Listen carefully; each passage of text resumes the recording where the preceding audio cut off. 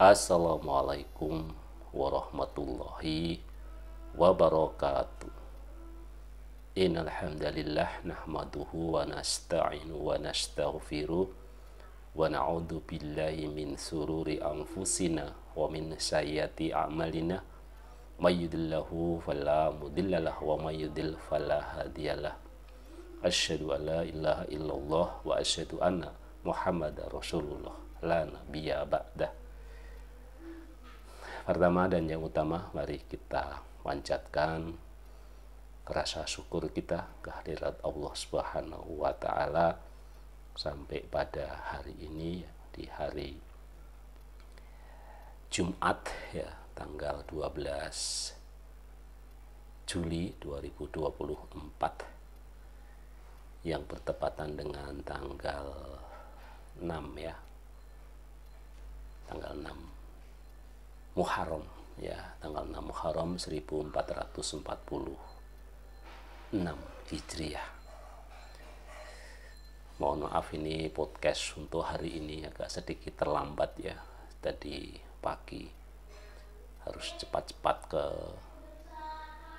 kampus sehingga belum sempat membuat konten ya. Dan setiap hari Jumat kita mencoba untuk membuat konten-konten berkenaan dengan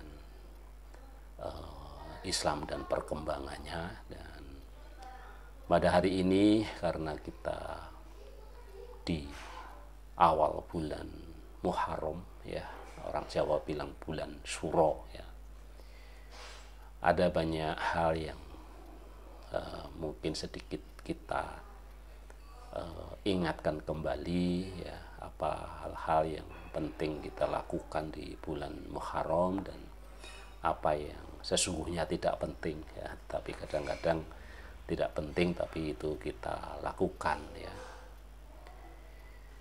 Di bulan Muharram ini kalau kita berpijak pada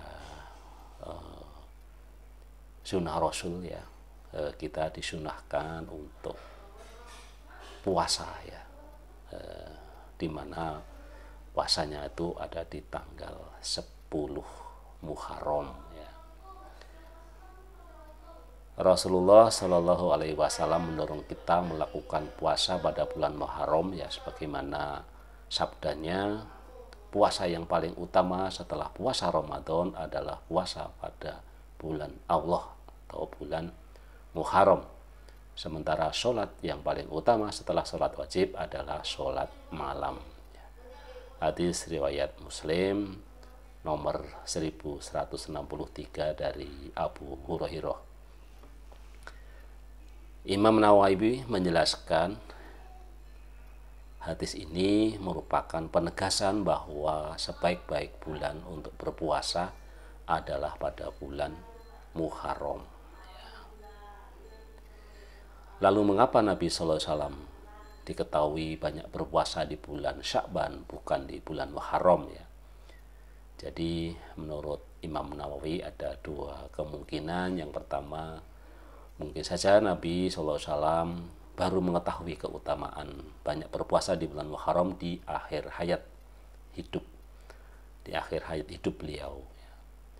Dan boleh jadi beliau memiliki uzur ketika berada di bulan Muharram ya, seperti bersafar atau sakit, sehingga tidak sempat menunaikan banyak puasa pada bulan Muharram. Ibnu Rajab Al-Hambali mengatakan puasa yang paling utama di antara bulan-bulan haram. Bulan haram itu ada bulan Dzul Qa'dah, Dzul Hijjah, Muharram dan Rajab ya.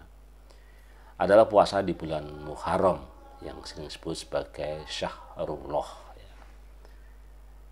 Sebagai penjelasannya Ibnu Rajab, puasa sunnah tatawu itu ada dua macam, yaitu puasa sunnah mutlak. Sebaik-baik puasa sunnah mutlak ada puasa di bulan Muharram, dan puasa sunnah sebelum dan sesudah yang mengiringi puasa wajib di bulan Ramadan. Contohnya adalah puasa 6 hari di bulan Syawal. Jadi penjelasan di atas dapat dipahami bahwa puasa sunnah mutlak yang paling afdol adalah puasa Muharram, sedangkan puasa muqayyad yang ada kaitan dengan waktu tertentu atau berkaitan dengan bulan Ramadan, maka yang lebih afdol adalah puasa 6 hari di bulan Syawal. Puasa Syawal dari sisi ini lebih afdol daripada puasa Muharram. Puasa Syawal tersebut berkaitan dengan puasa Ramadan, oleh karenanya puasa tersebut seperti sholat sunnah rawatib yang mengiringi sholat wajib. Puasa Arafah juga bisa lebih baik dari puasa Muharram dari sisi puasa Arafah sebagai sunnah yang rutin. Ya.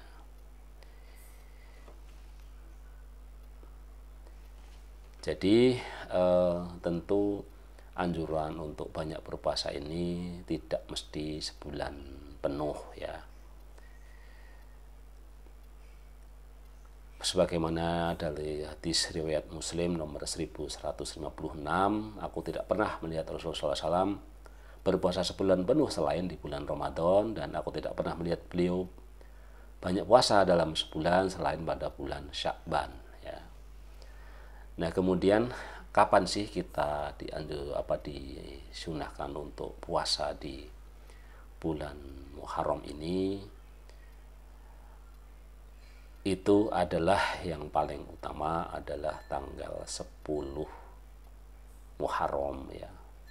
Tetapi selalu kita ini diminta untuk menselisihi ya Yahudi dengan menambah puasa di tanggal 9 Muharram. Dan untuk juga menjaga-jaga ketika tanggalan itu tidak tepat ya, ini adalah dengan menambah lagi di tanggal 11 Muharram. Jadi sangat dianjurkan di tanggal 9, 10 Muharram, 9, 10, 11 Muharram itu kita bisa melakukan puasa di bulan Muharram ya. Jadi itulah tuntunan yang paling utama di bulan Muharram ya. Sedangkan hal-hal lain yang berkaitan dengan bulan Muharram ini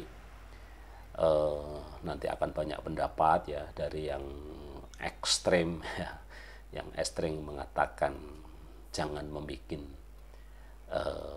atau mengada-ada sesuatu yang tidak dicontohkan oleh Rasulullah, oleh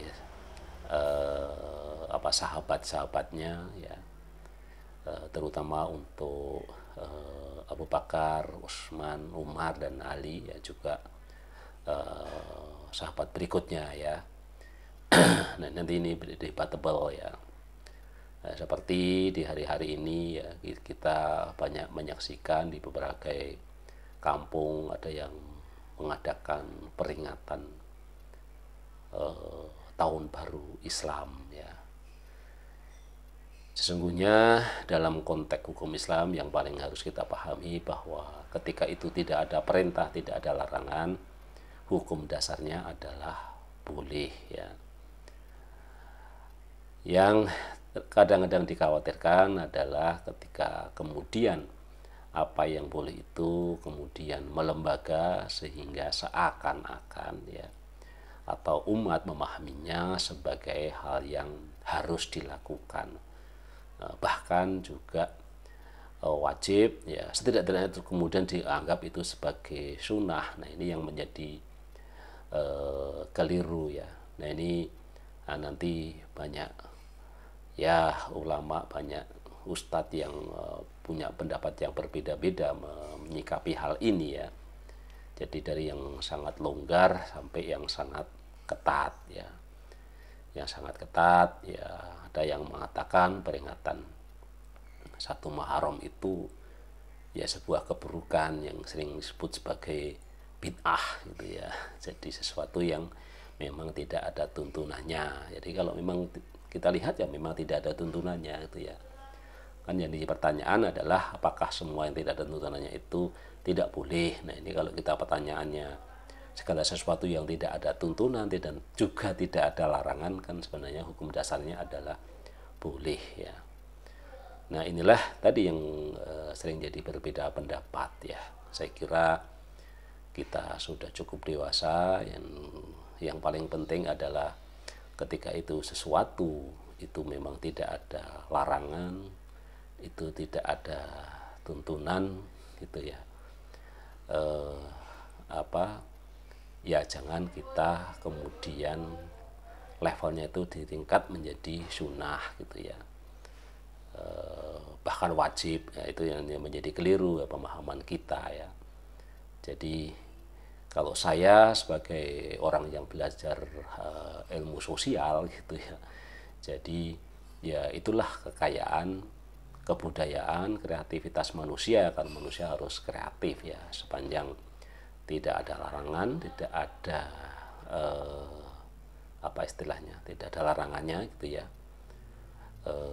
dan tidak melanggar larangan-larangan, kan itu sebenarnya sesuatu yang boleh saja dilakukan. Yang paling penting bagaimana kita memahami itu sebagai bagian dari kebudayaan, dan karena kebudayaan itu hasil kreativitas manusia, tentu dia akan terus tumbuh dan berkembang. Jadi kalau ketika kita menemukan budaya yang berbeda ya juga tidak perlu risau gitu ya. Nah, ketika kita bicara tentang organisasi ya, setiap organisasi juga akan mengembangkan kultur-kultur yang berbeda-beda ya. Disitulah kekayaan kita, dan yang paling penting lagi gitu ya, kewajiban kita sebagai orang Islam adalah terus menuntut ilmu, terus belajar ya. Jadi kalau Ustadz Felix Shaw mengatakan yang wajib kita itu adalah terus belajar, bukan sekolah ya. Sekolah itu kan sarana saja ya, sarana untuk belajar, salah satunya adalah dengan sekolah gitu ya. Baik, kemana-mana ya, tidak apa-apa ya. Jadi mari kita lakukan sunnah Rasul ya, untuk melakukan puasa, di banyak-banyak berpuasa di bulan Muharram ini ya. Dan yang paling khusus adalah di puasa di tanggal 9, tanggal 10 dan tanggal 11 Muharram ya. Itu yang paling khusus. Jadi kalau kita banyak puasa itu sebuah kebaikan, karena bulan Muharram ini termasuk bulan haram ya. Di samping bulan Dzulqa'dah, Dzulhijjah, Muharram yang berturut-turut, dan bulan Sya'ban. Sekian, mudah-mudahan bermanfaat. Assalamualaikum warahmatullahi wabarakatuh.